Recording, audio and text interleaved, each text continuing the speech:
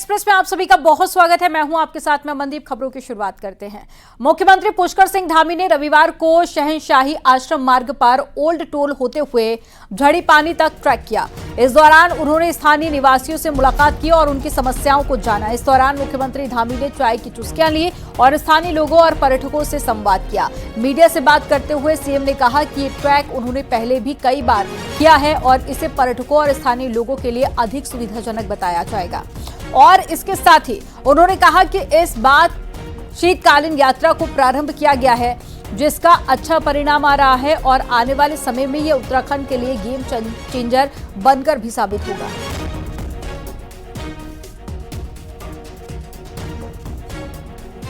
हमारे पूरे उत्तराखंड के अंदर अनेक स्थानों पर हैं, अनेक डेस्टिनेशन पर हैं और जहाँ डेस्टिनेशन नहीं है वहाँ पर भी बहुत अच्छे ट्रैक हैं। इस ट्रैक में मैंने आज ये देखा कि इस प्रकार के जितने भी ट्रैक हैं पूरे राज्य के अंदर हम उनको थोड़ा और सुविधाजनक बनाएंगे और लोगों के बैठने के लिए रास्ते में टॉयलेट इत्यादि की व्यवस्था, साफ़ सफाई का विशेष रूप से ध्यान करते हुए और जो इसका नेचुरल लुक है और नेचुरल जो स्ट्रक्चर है वो बना रहे, उसके साथ साथ कुछ सुविधाएं बनाएंगे। और मुझे बहुत सारे ट्रैक करने वाले हमारे जो सीनियर सिटीजन्स थे वो भी मिले, उन्होंने भी सुझाव दिया है कि इसको अच्छा बनाइए लेकिन इसका नेचुरल लुक बना रहना चाहिए।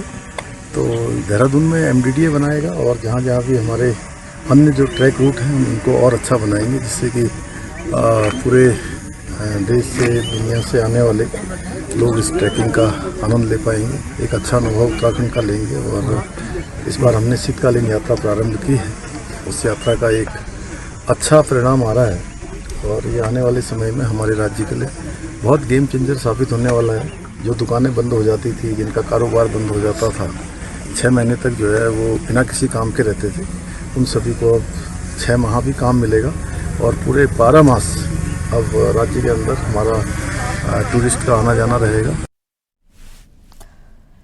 देहरादून से बड़ी खबर आ रही है, जहां पर प्रदेश के 8 IPS अधिकारी डेपुटेशन पर केंद्र में अपनी सेवाएं देंगे। सरकार ने डेपुटेशन के लिए 8 IPS भेजे हैं। अधिकारियों के नाम गृह मंत्रालय को भेजे गए हैं। शासन ने सीएम की मंजूरी मिलने के बाद में प्रदेश के 8 IPS अफसरों के नाम गृह मंत्रालय को भेज दिए हैं। इन 8 IPS अधिकारियों में नीरू गर्ग, राजीव स्वरूप, मुख्तार मोहसेन, अरुण मोहन जोशी, जन्मेजय खंडूरी, सेंथिल अबुदई, वीरेंद्रजीत सिंह और साथ ही P रेणुका देवी का नाम शामिल है।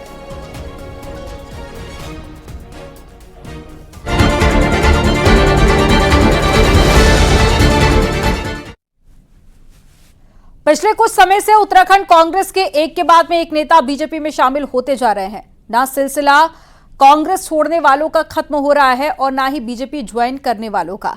तो क्या यह बीजेपी का गेम प्लान है? अगर ऐसा है तो कांग्रेस इसमें फंसती चली जा रही है। आपको रिपोर्ट दिखाते हैं इसी से जुड़ी हुई।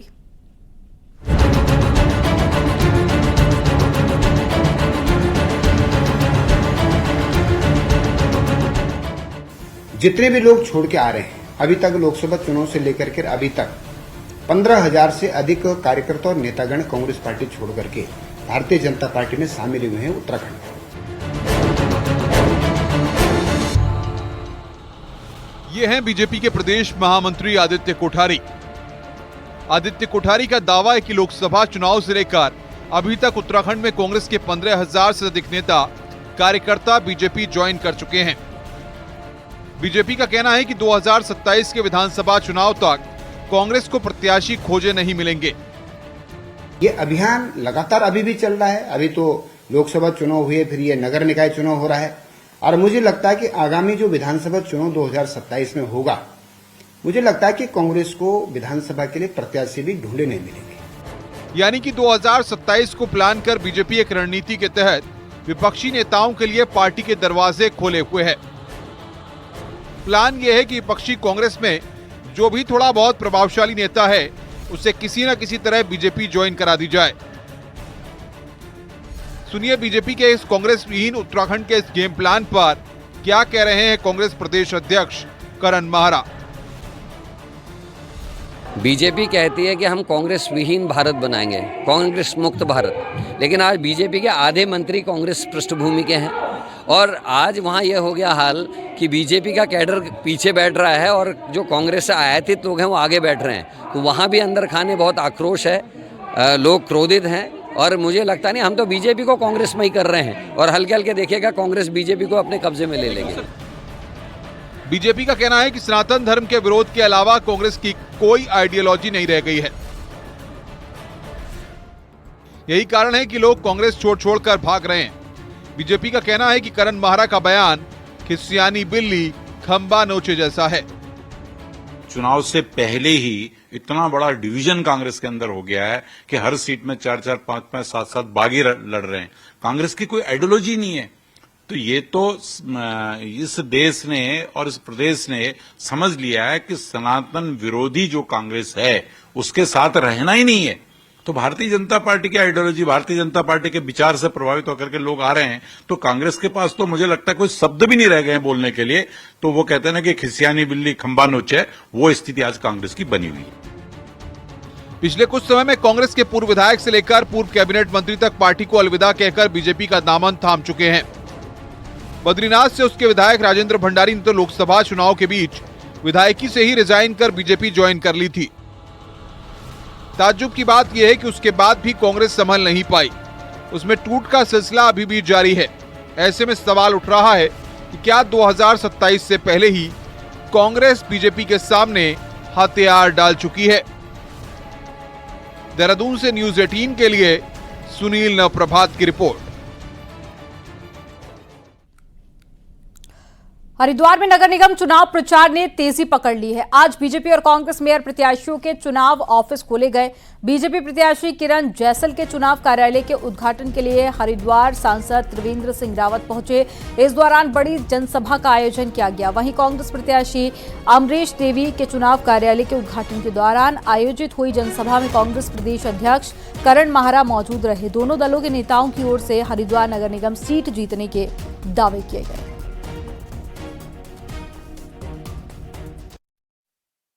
वैसे भोलेनाथ जी का दिन है, हरिद्वार है ये, तो बहुत शुभ दिन पर ये शुरुआत हुई है। और जिस तरह से आज यहाँ पर भीड़ उमड़ी है कार्यकर्ताओं की कार्यालय उद्घाटन के अवसर पर, उसने ये साफ साफ प्रदर्शित कर दिया है कि इस बार हरिद्वार में बोर्ड के साथ साथ जो महापौर बनेंगी वो किरण जैसल बनेंगी। हमारी नई चुनाव लड़ रही हैं जो प्रत्याशी, उनमें भी वही क्षमता है और उनके पास गाइडेंस करने के लिए बहुत सारे लोग हैं जो उनको अमरीश जी को जो गाइड करेंगे। और मुझे लगता है कि हरिद्वार की सीट को बहुत अच्छे मार्जिन से विद पार्षद हम लोग जीतेंगे। पिछले बार पार्षद कम थे, मेयर हमारी थी, उससे भी दिक्कतें आई और मैंने जनता से अपील भी कर रहा हूँ कि मेयर के साथ साथ हमको पार्षद भी दीजिए ताकि काम करने में हम पूरी ताकत से।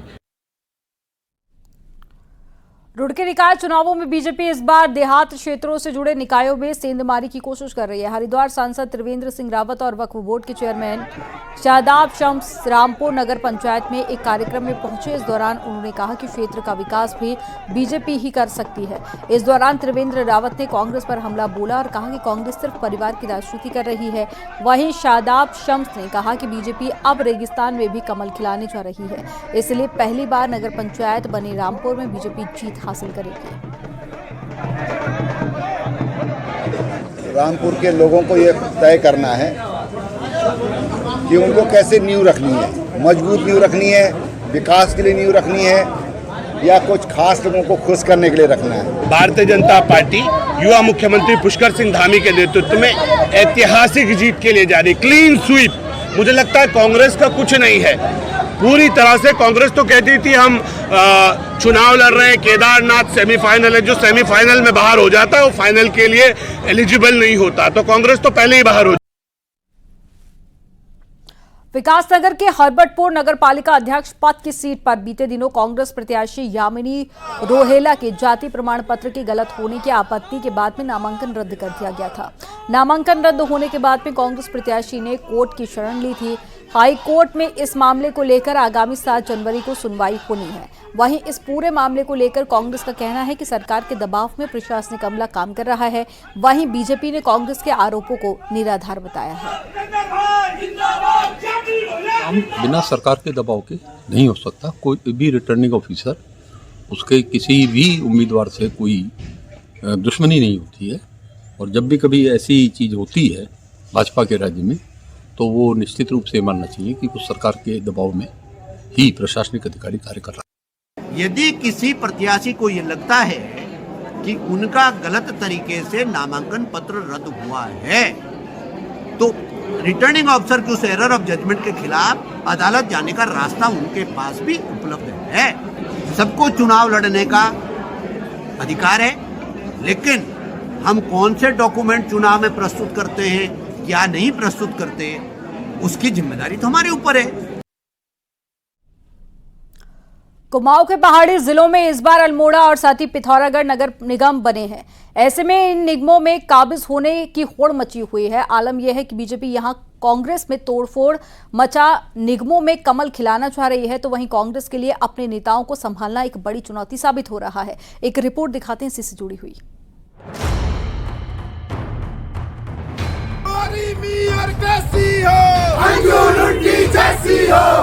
नगर निगम बनने के साथ ही अल्मोड़ा और पिथौरागढ़ का सियासी पारा 7वें आसमान पर है। आलम यह है कि इन निगमों पर काबिज होने के लिए सियासी दल रोज नए नए पैतरे आजमा रहे हैं। बीजेपी लोकसभा और विधानसभा चुनाव की तर्ज पर ही निकाय चुनाव में भी कांग्रेसी नेताओं को अपने पाले में ला रही है। आलम यह है कि दशकों तक पार्टी के कई पदों पर काबिज नेता एक झटके में कांग्रेस छोड़ बीजेपी में शामिल हो गए। कांग्रेस के जो नेता बीजेपी में शामिल हुए हैं वे अल्मोड़ा और पिथौरागढ़ निगम क्षेत्र से आते हैं। हमारे नगर के अंदर, हमारे जिले के अंदर, हमारी विधानसभा और लोकसभा के अंदर कोई विकास कर सकते हैं तो नरेंद्र भाई मोदी भारतीय जनता पार्टी कर रही है, और इसलिए हमारे कार्यों से प्रेरित होकर के बहुत लंबे समय तक जिन्होंने कांग्रेस की सेवा करी वो आज भारतीय जनता पार्टी में शामिल हो रहे हैं। पिथौरागढ़ के एमडी जोशी ने 45 साल का कांग्रेसी सफर निकाय चुनाव में छोड़ डाला, जबकि जगत सिंह खाती ने भी 3 दशकों तक कांग्रेस में रहने के बाद पार्टी को अलविदा कह दिया। इन दोनों नेताओं के जरिए पिथौरागढ़ नगर निगम में बीजेपी खुद को मजबूत करना चाह रही है, जबकि बिट्टू कर्नाटक के जरिए बीजेपी अल्मोड़ा निगम को पहली बार अपनी झोली में लाना चाह रही है। ये बात अलग है कि कांग्रेस छोड़ चुके नेताओं को पुराने साथी मौका परस्ती का बेहतरीन मॉडल करार दे रहे हैं। जब पार्टी विपत्ति में होती है या कष्ट में होती है तो जिन लोगों को हमेशा पार्टी ने सम्मान दिया, बड़े बड़े ओहदे दिए हैं, और मुझे नहीं लगता है उनको ऐसे समय में पार्टी छोड़ के जाना चाहिए। और कहीं ना कहीं इसमें जो पार्टी के वरिष्ठ नेता हैं वो कोई चिंतन मनन कर रहे होंगे और उसके बाद जो फैसला लेंगे। तीनों कांग्रेसी नेताओं के बीजेपी में जाने से चुनावी नतीजों में कितना फर्क पड़ेगा कहना जरा कठिन है, लेकिन इतना जरूर है कि निगम चुनाव के बीच हुए इस दल बदल ने सियासी चर्चाओं को गरमा दिया है। अब ये देखना है कि निगम चुनाव के दौरान दल बदल का ये खेल यहीं रुकता है या फिर आगे भी यूं ही जारी रहता है। न्यूज़ 18 के लिए किशन जोशी के साथ विजय वर्धन उप्रेती की रिपोर्ट। निकाय चुनावों में प्रचार ने तेजी पकड़ना शुरू कर दिया है। नैनीताल में आज कांग्रेस ने शहर में रैली निकाली है और पालिका चुनाव में सरस्वती खेतवाल के समर्थन में लोगों ने वोट की अपील की है। इस दौरान कांग्रेस जिला अध्यक्ष राहुल चिम्बाल, पूर्व विधायक संजीव आर्य समेत कई कार्यकर्ता गोवर्धन हॉल से होते हुए मल्लीताल बाजार, माल रोड और साथ ही तलीताल तक रैली निकालकर निकले और कांग्रेस के पक्ष में वोट की अपील की। इस दौरान कांग्रेस नेताओं ने कहा कि बीजेपी जनता को छलने का काम कर रही है और लोगों से रोजी रोटी छीन रही है, जिसके चलते सब परेशान है। जनता 23 जनवरी को सबक सिखाएगी। सफाई का मुद्दा है, बाकी ये पार्किंग का मुद्दा है और बेरोजगारी का मुद्दा है, सफाई कर्मियों का मुद्दा है और सारी मतलब जितने भी नगर पालिका से जुड़ी हुए सारे मुद्दे जितने भी हैं सभी मुद्दों को लेकर चल रही हूँ। साथ कांग्रेस का कार्यकर्ता पूरी तरीके से एकजुट है। हमने देखा है कि नैनीताल के अंदर विगत 2.5 वर्षों में भारतीय जनता पार्टी के डबल इंजन की सरकार में किस तरीके से यहाँ की जो मूल समस्याएं हैं, चाहे हमारी रोजी रोटी की बात हो, चाहे रोजगार की बात हो, कहीं ना कहीं लोग त्रस्त हैं। कोटद्वार में नगर निगम चुनावों को लेकर राजनीतिक माहौल गर्मा गया है। मेयर पद पर बीजेपी और कांग्रेस के बीच में सीधी टक्कर है, तो वहीं पार्षद पद पर भी निर्दलीय प्रत्याशियों और पार्टी कैंडिडेट के बीच में घमासान छिड़ा हुआ है। शहर की सरकार चुनने को लेकर शहरवासियों में खासा उत्साह देखने को मिल रहा है। स्थानीय और कॉलोनियों से जुड़े छोटे छोटे मुद्दों को लेकर जनता अपने पार्षदों को चुनने जा रही है। वोटर्स का कहना है कि सड़क और पानी जैसी मूलभूत समस्याएं अभी बनी हुई हैं। ऐसे में कई पार्षदों को लेकर लोग बदलाव चाहते हैं।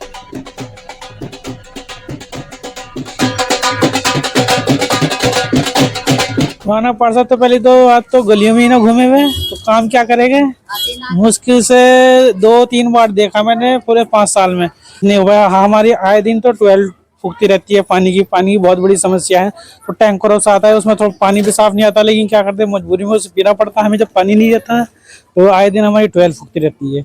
और कुछ सड़कों की मरम्मत से जो गड्ढे होते हैं ना, उसमें आए दिन गाड़ी गिरती रहती है, उसमें चोट लग जाती है। हमारे मुद्दे रहेंगे सबसे पहले वार्ड की जो रोड है, जो लाइट है, जो पानी, उसकी दुर्दशा को सुधारना। जो हमारा वार्ड पिछले जब से ये नगर निगम के चुनाव है, वार्ड की कुछ भी हालत ठीक नहीं हुई है। जनता को ये भी पता नहीं चला कि हमारा पार्षद कौन है। निकाय चुनाव को लेकर अब मैदान सज चुका है। अभी राजनीतिक पार्टियों और निर्दलीय प्रत्याशी जोर शोर पर चुनाव प्रचार में जुटे हुए हैं, तो वहीं आज कांग्रेस से बागी से होकर पूर्व मेयर यशपाल राणा की पत्नी श्रेष्ठा राणा को चुनाव में उतारा है। उन्होंने कहा है कि जनता के लिए चुनाव लड़ रहा हूं। आपको बता दें कि पूर्व मेयर यशपाल राणा की पत्नी श्रेष्ठा राणा भी पार्षद रह चुकी हैं। ये मजबूत हैं और मजबूती से चुनाव लड़ा जा रहा है। आप निश्चिंत रहें, यहाँ पर वायुयान की ही विजय होगी। वायुयान जनता का प्रत्याशी है, किसी पार्टी का प्रत्याशी नहीं है। आप उससे निश्चिंत रहें। जनता हमेशा वायुयान के साथ रहेगी और उनकी भावनाओं पे वायुयान खरा उतरेगा। जब तक तोड़ेंगे नहीं तब तक छोड़ेंगे नहीं, ये डायलॉग आपने माझी फिल्म में सुना होगा। ये कहानी फिलहाल देहरादून में मेयर प्रत्याशी पर कुछ हद तक फिट बैठती हुई दिख रही है। आखिर क्या है ये पूरा मामला, रिपोर्ट में आपको दिखाते हैं।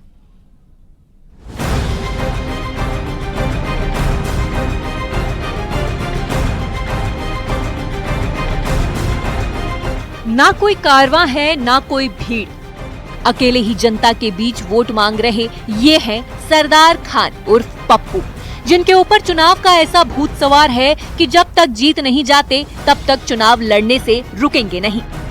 सरदार खान इस समय देहरादून के मेयर पद के लिए निर्दलीय उम्मीदवार है। इन्होंने राज्य गठन के बाद साल 2002 में हुए पहले विधानसभा चुनाव से लेकर हर चुनाव में हिस्सा लिया है, लेकिन सफलता हाथ नहीं लगी। लिहाजा एक बार फिर से सरदार खान चुनावी मैदान में है।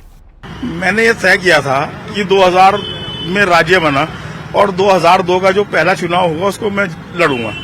तो मैं 2002 से लड़ता आ रहा हूँ, चुनाव फाइट कर रहा हूँ, लेकिन मैंने 2017 का नहीं किया। अभी लोग कहते हैं यार इतने चुनाव लड़ते हो, पैसा बर्बाद करते हो, क्या करते हो। मैंने ऐसा है, आग से वही खेलते हैं जिन्हें शोलों से डरने का शौक ना हो। बाकी तो आपके सामने ही है, बड़ी बड़ी पार्टी है, कितना सब कुछ चल रहा है और ईमानदारी का मैं चुनाव लड़ता हूं और जनता का प्यार और स्नेह मुझे भरपूर मिलता है। सरदार खान 2002 के विधानसभा चुनाव से लेकर इस निकाय चुनाव तक करीब 12 अलग अलग प्रकार के चुनाव में प्रत्याशी रहे हैं। वहीं उनके समर्थकों का कहना है कि पिछले लंबे समय से वो जनता के बीच हैं। ओनली मुस्लिम कैंडिडेट सारे इनका ही बनता है देने का। चेयरमैन के वोट में सिंगल कैंडिडेट यही है। आप देखते हैं लगातार बहुत टाइम से संघर्ष कर रहे हैं, पीछे नहीं हट रहे हैं। हिम्मत है इनकी, इन्होंने बेचारों ने इसमें जीवन बिता दिया, इनकी हिम्मत की दाद देते हैं। इसे मौका मिलना चाहिए, मौका मिलना चाहिए, बिल्कुल। माझी मूवी में भले ही दशरथ मांझी ने 22 सालों में पहाड़ को तोड़ा था, लेकिन क्या सरदार खान इन 22 सालों में जनता के बीच अपनी पैठ बना पाए हैं? अब ये तो चुनाव के नतीजे ही बताएंगे। सतेंद्र बर्तवाल, न्यूज़ 18, देहरादून।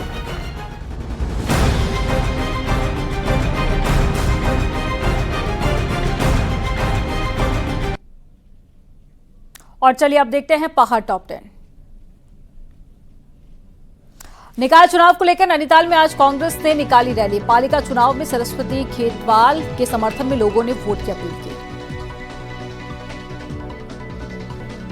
अल्मोड़ा नगरीय निकाय चुनाव में कांग्रेस से बगावत कर निर्दलीय उतरे अमन अंसारी ने कांग्रेस प्रत्याशी को दिया समर्थन। अल्मोड़ा विधायक मनोज तिवारी ने कांग्रेस के लिए एक बड़ी राहत बताया।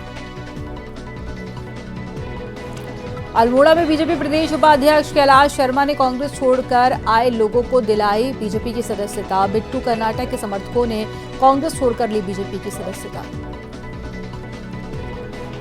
निकाय चुनाव को लेकर कांग्रेस से बागी पूर्व मेयर यशपाल राणा पत्नी को मैदान में उतारा है। यशपाल राणा ने दिया जीत का दावा। सचिव उच्च शिक्षा रंजीत सिन्हा ने आज कुमाऊं विश्वविद्यालय की बैठक ली है। नैनीताल विश्वविद्यालय में बैठक के दौरान विश्वविद्यालय के कामकाज और चल रहे कोर्स की जानकारी ली गई। उत्तरकाशी में पूर्ति विभाग ने होटल, ढाबों और रेस्टोरेंट पर छापेमारी की है। घरेलू गैस सिलेंडर के इस्तेमाल पर काटे गए चालान। राष्ट्रीय खेलों को लेकर 3 नेशनल खिलाड़ियों समेत 67 खिलाड़ी कर रहे हैं practice. High altitude training centre Ranchi stadium में प्रैक्टिस कर रहे हैं। हरिद्वार के हाईवे पर मीठी बेरी गांव के पास में अचानक एक अजगर आ गया, जिसे देखकर लोगों में अफरा तफरी मच गई। सूचना पर पहुंची वन विभाग की टीम ने अजगर का रेस्क्यू किया। 14 महीने पहले उत्तराखंड से निकला एक बाघ पहुंचा जम्मू कश्मीर। साल भर पहले उत्तराखंड बॉर्डर क्रॉस करते समय कैमरे में ट्रैप हुआ था। राजाजी टाइगर रिजर्व और WWF ने इजिप्शियन प्रजाति के गिद्ध को सैटेलाइट टैग कर जंगल में छोड़ा है। सैटेलाइट टैगिंग से गिद्ध पर रखी जाएगी नजर।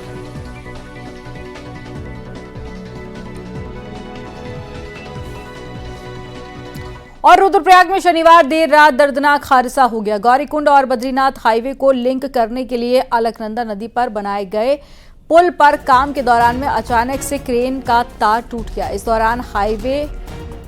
दौरान हादसे में एक मजदूर की मौत हो गई है, जबकि एक मजदूर घायल हो गया है, जिसे अस्पताल में भर्ती कराया गया है।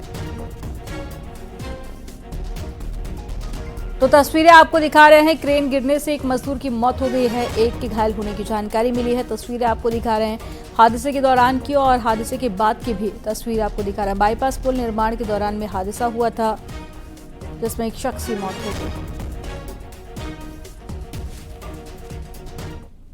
हरिद्वार में फेयरवेल पार्टी के बाद में छात्रों ने जमकर उत्पात मचाया। रानीपुर कोतवाली क्षेत्र के भेल स्टेडियम के पास में स्कूली छात्रों ने कारों का काफिला घुमाया, हवाई फायरिंग की और साथ ही कारों से स्टंट भी किया। वहीं वीडियो सामने आने के बाद में पुलिस प्रशासन भी हरकत में आया। एसएसपी के निर्देश पर रानीपुर कोतवाली में 70 अज्ञात युवकों के खिलाफ मुकदमा दर्ज किया गया। पुलिस वीडियो के जरिए पुलिस हुड़दंगी छात्रों की पहचान करने में जुटी हुई है। हुड़दंगी छात्रों के कारनामों की वीडियो भी सोशल मीडिया पर वायरल हो रही है।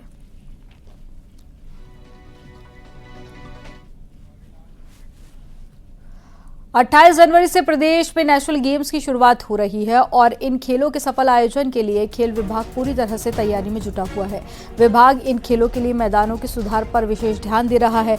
दरअसल भारतीय ओलंपिक संघ ने प्रदेश के कुछ मैदानों को राष्ट्रीय खेलों के लिए उपयुक्त नहीं माना था, जिसके बाद से ही खेल विभाग ने उन मैदानों के सुधारीकरण में जुटने का काम शुरू कर दिया है। इस बारे में विशेष प्रमुख सचिव खेल अमित सिन्हा का कहना है कि ओलंपिक संघ के द्वारा दिए गए निर्देशों के अनुसार प्रदेश के सभी खेल मैदानों को तैयार किया गया है।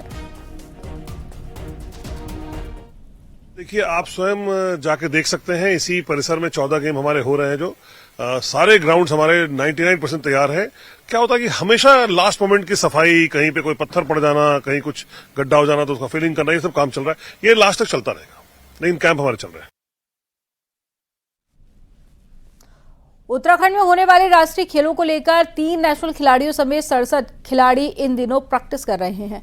पौड़ी जिले के high altitude training centre Ranchi stadium में प्रैक्टिस कर रहे हैं और 3 राष्ट्रीय खिलाड़ियों में ट्रिपल जंप में भूपेंद्र सिंह, जबकि जैवलिन में विकास शर्मा और अजीत कुमार यादव शामिल हैं। राष्ट्रीय खेल की प्रैक्टिस कर रहे वैभव ने बताया कि उनका लक्ष्य राष्ट्रीय खेलों में ज्यादा से ज्यादा गोल्ड मेडल जीतने पर फोकस है, इसलिए वो हाई एल्टीट्यूड सेंटर में प्रैक्टिस कर रहे हैं ताकि लो एल्टीट्यूड में वो आसानी से अपनी परफॉर्मेंस दे पाए। हमने हाई एल्टीट्यूड में बहुत अच्छी प्रैक्टिस करी 15 दिन। इसका हमें लो एल्टीट्यूड में जाके बहुत फायदा मिलेगा। लो ऑक्सीजन है यहाँ पे, जब हम हाई ऑक्सीजन में जाएंगे तो हमें बहुत बेनिफिट मिलेगा इसका। सभी कोचेस के अंडर हमने प्रैक्टिस करी यहाँ। गेम की तैयारी के लिए यहाँ पे खेल विभाग द्वारा एथलीटों का 15 दिन का प्रशिक्षण कैंप लगाया गया था, जिसमें यहाँ पे 60 बालक और बालिकाएं थी और जिनके 10 कोच एसोसिएशन के द्वारा प्रोवाइड कराए गए थे। यहाँ पे हमारे द्वारा उनके लिए रहने का और खाने का बंदोबस्त किया हुआ था और सभी इक्विपमेंट उनको मुहैया कराए गए थे, जितने भी हमारे पास 10 इवेंट है उनके लिए।